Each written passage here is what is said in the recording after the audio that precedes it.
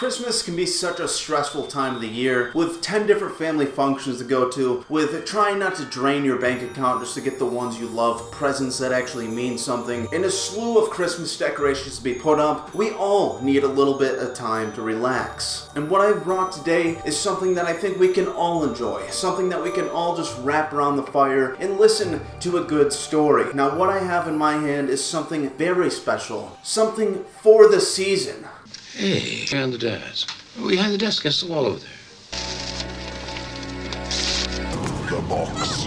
You opened it. We can. And what it happens to be is the Hellraiser Holiday Special. I finally got my hands on it. I've actually had it for a couple months now, but I knew I had to grab it as soon as somebody commented about it. And I'm very glad that I did. This one actually involves 3 Cenobites alongside of a couple others inside of the short stories. And while this one does work just like the rest of the Hellraiser comics, it has something a little different. Now, it's still the 4 or 3 short stories going on, but in between these, there's a story that just kind of ties all these together. We're introduced to Face once again, as well as 2 other Cenobites, the librarian and the armor, the man who makes these sanctioned Rubiks Cubes, and it actually turns out to be a very interesting one. But while this is longer and the entire thing is a complete story rather than just being 4 separate stories, we are going to be doing this in a couple separate videos. So throughout this joyous month, just be on the lookout for each one of these parts. Now with this story, we get to see these 3 Cenobites sent on a Christmas mission in order to figure out why the soup kitchen has been completely decimated. They see that somebody has opened a box and it is completely unsanctioned by the god Leviathan himself. An attack on mankind not approved by anybody. And if they don't figure this out, it's gonna be their ass up on the wall. And it all starts on a very quiet night. Man, the holidays always blow chow. Like this, stuck in an effing soup kitchen Christmas Eve. I remember one time, right? My 2 brothers, Keith and Peter, they get their asses out of bed at 5:30 or $600. Greedy sons of bitches. They sneak downstairs scoping what Santa brought them that year. But the fat man's haul wasn't enough for them. Oh no. They went right into every other present under the tree, ripping and tearing, opening boxes from whoever to whomever. Mom and Dad get up at a decent hour and they vapor lock. And who catches the most crap? Me, that's who. Some BS about me being the oldest and should have been setting an example for them. Man, the holidays always blow chow. And we see the reflection of these 3 Cenobites within inside of a Christmas tree. And this is where we'll see Face, the armor, and the librarian. And I gotta say, the librarian is just kind of a cute old lady with this giant book of all these almost government approved-ass boxes in knowledge of the Cenobite world. And I thought that was very interesting. They come into the soup kitchen and they are seeing chains everywhere. It's made very apparent that possibly Pinhead has been here, as he's the only one that I really know that has all these different powers of the chain-like element, as well as a massacre of a bunch of dead bodies laying everywhere.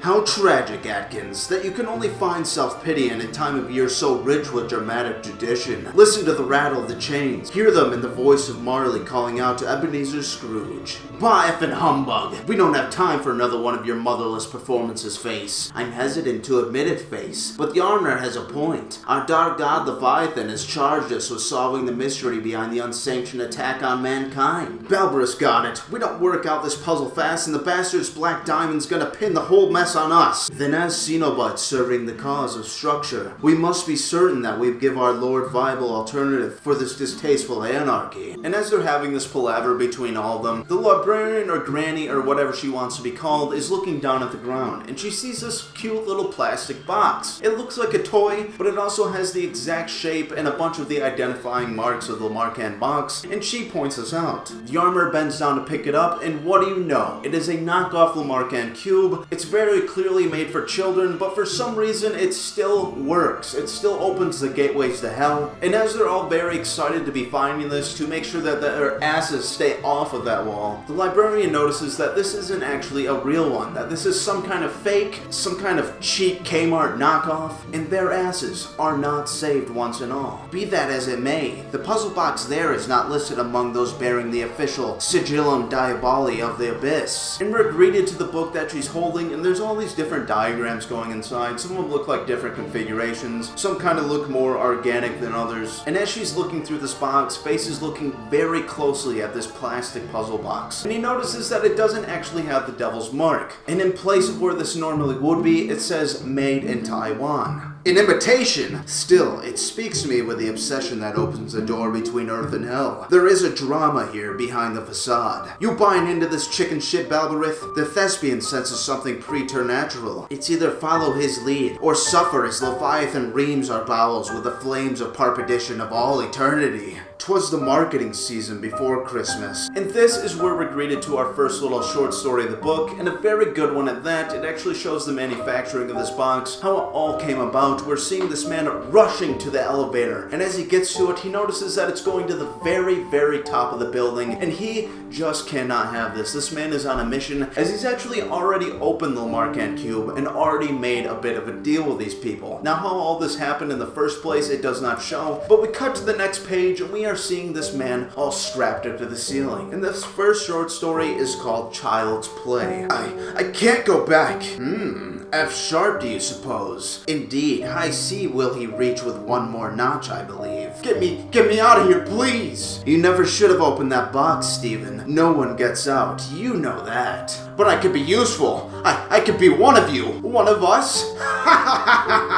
Not good enough for heaven. Not bad enough to become a Cenobite. But I've cheated, I've stolen, I've committed adultery. Oh, impressive. Tell me, have you ever dragged an innocent soul down to hell? And with this introduction to these other two brand new Cenobites that I've never seen, one that looks pretty cool, and the other one that just kind of looks very cartoonish to me with its mouth just stretched out wide. We're seeing this man chained up to the ceiling as he gets this bright idea. This man's a salesman, and he could sell anything. And in fact, he tries to. An innocent soul! I can get you thousands! You don't know what you're doing. You got a half-assed distribution system. All you need is some marketing. I can get your boxes to children all over the country. Think of all those unspoiled souls. Nice try, but do you have any idea how much chaos and disorder that would cause us? I think we'll pass. Wait, I know. Focus groups. It's before toys go on sale. They're tested on groups of kids. They're small groups. The distribution is minimal. And as he says this, the better looking Cenobite of the two just gets a smile on his face and he says, "Free enterprise, huh? We'll take your deal." And he's actually sent back to Earth. This man's given a chance to distribute some more souls down to hell. And while I would say this is surprising, we've currently already seen the likes of this with so many other stories, with a whole hospital being a configuration, as well as Maureen and Brian's story at the old farmhouse as she's trying to buy this thing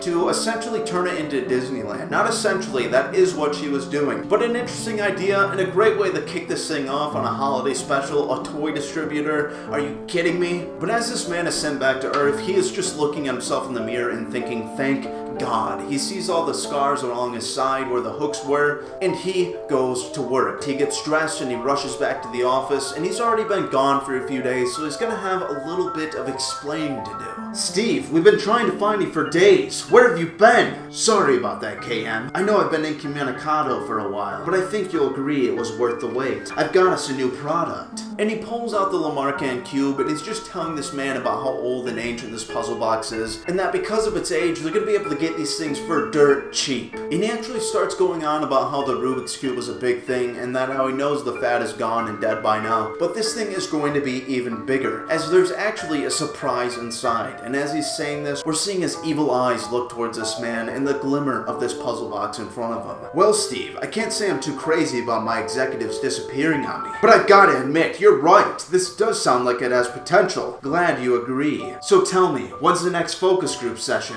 And his boss just kind of looks at him like, what? You can't just schedule a focus group right off the bat. I mean, that would be utterly insane. We need spreadsheets. We need economics. We need a little bit more. We need more advertising. And this just kind of makes Steve a little bit nervous, and he just says, don't worry about it, alright? I got everything. I'm already ready, set to go. Just schedule the meeting. And his boss ends up doing this, alright? He agrees, and everybody is extremely happy about this. Steve, you're amazing! Audience demographics, marketing ideas, even a springboard for a Saturday morning cartoon. However did you do it? You must have worked like the devil himself was at your heels.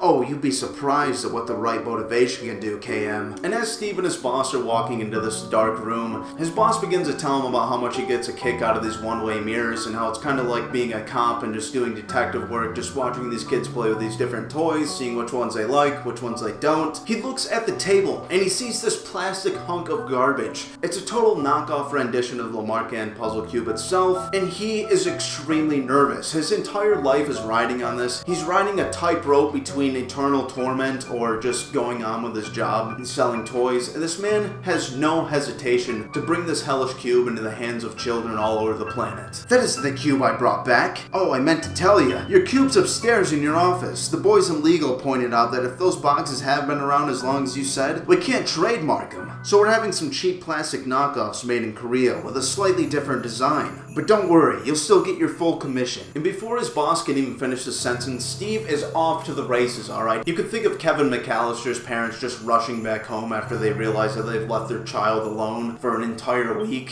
which is such an odd premise. I've never understood those movies as good as they are. But this man is running, and I can only imagine a funny Christmas movie going on about as this man's like sliding all around, just be like, whoa, I need my hellish cube! I gotta send these children's soul to hell! Or something along those lines. But Steve does make it back to his office, and as he's looking around, he's throwing stuff on the floor, he's whipping doors open, he can't find this thing. He says, where is it? Where the fuck is it? And he looks to the top of his desk, where I don't know why he didn't just look for this thing in the first place, and he finds it, alright? And everything is saved. But now these children for the focus group have arrived, and we're seeing a few assistants just kind of talk to them, and they're all about to have a great time. They're about to play with some awesome new toys, and something that I only wish I could have done as a child. Maybe test out some of the new Bionicles, some Mighty Beans, some Cube Worlds. Does anybody remember Cube World? Everybody here? Great! My name's Dorothy, and this is Melissa, and we're gonna be working with you today. We're going to take you upstairs to a room where we've got some toys there for you to try out. Our elevator's a little slow sometimes though. Here we go. Okay, now we'll head upstairs to where we've got the toys. What we need you to do is to play with whichever toys you want. That doesn't sound too hard, does it? And as all these kids are just smiling and laughing and have the time of their life, we are seeing Steve pull a Ferris Bueller, alright? He's running as fast as he can. I can only hear the bay now, now.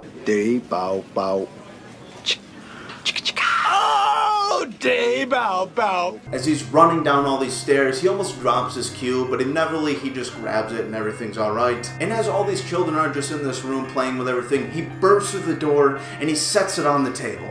And as he's doing this, his boss comes up behind him and he's just wondering what the hell is going on. He closes the door and he's back into the two-way mirror room and he's just kind of wiping sweat off his head and he says, explain later. The test is starting. This man needs to know what's going to happen to him. He needs to know if this thing is going to be a hit or if it's going to be an absolute hit in his body for the rest of his life. Hey, check this out. It's some kind of puzzle box or something. Gee, how corny can you get? No kidding, but these. And we just see this kid toss the puzzle box right behind him. He could give a damn less about this thing or its prizes that are inside. And we see the other kid next to him pull up these action figures. And it's actually the two Cenobites that were keeping Steve captive the entire time in a very cutesy rendition. And the kids just absolutely love this thing. And as Steve is looking at this happening, he knows that his time is up. And suddenly, the Cenobites reappear in front of him. His boss is right there, but he can't actually see them, which I didn't know was a thing that the Cenobites could even do. I almost thought that they had to be hidden or just kind of appear when somebody's alone, but I guess this is not the case anymore. Good likeness, wouldn't you say? But wish my good side was better shown. Steve, are you alright? No, I won't go with you. You cheated.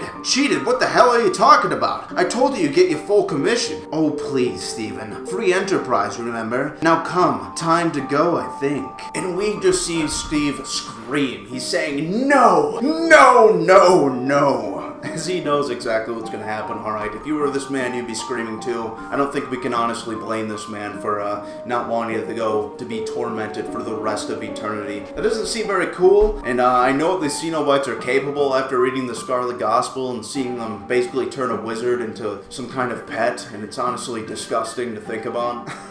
But these are some very sly Cenobites. They know exactly what they're doing, and it's a pair that I hope to see later on in the rest of these comic books, or at least somewhere. Well, that was fun, wasn't it? Yes, without such diversions, life will be so miserable, I think. I must say, these business types are my favorite, though they never think they're going to fail. You didn't, did you, Steve? And as they're just kind of toying with this man, they just keep notching him further to the ceiling. I don't know what's at the top of it. I don't know if there's some kind of spikes. And he is just screaming his brains out. Oh, come now. No point in complaining. You really have no one but yourself to blame, you know. After all, you forgot the cardinal rule of business. Always watch out for the competition. And that is the end of our first part of the Hellraiser Holiday Special. An awesome introduction, and I've already read the other stories, and they only get better from there. There's actually some very interesting ones, as well as the continuation of the story between Face, the armor, and the librarian, and I thought that was just such a cool way to do that. I could see this being a TV show, just like a holiday special, where we're seeing these three characters just kind of working their way through this mystery as they're being like, alright, and we'll see you after this short video. It kind of reminds me of Justin Roiland's Halloween special this year, and I couldn't be more excited to make more of these videos for you guys, and I'm hoping that we can finish it by the end of December. So, hopefully you all enjoyed that. Tell me what you think. Are you excited to see what Face, the armor, and the librarian are going to get up to in the rest of this thing? And most importantly, what all do you want for Christmas? How are you going to spend it? And what is your favorite thing about it? But yes, everybody, thank you so much for watching. If you're new, please like and subscribe and comment down below, and I will be sure to talk to you down there. Go check out the second channel where I occasionally play some weird little games and things like that if you're into that sort of thing. And I will see you all on the next episode of From the Heart. Thank you all so much, and have yourself an absolutely fantastic night.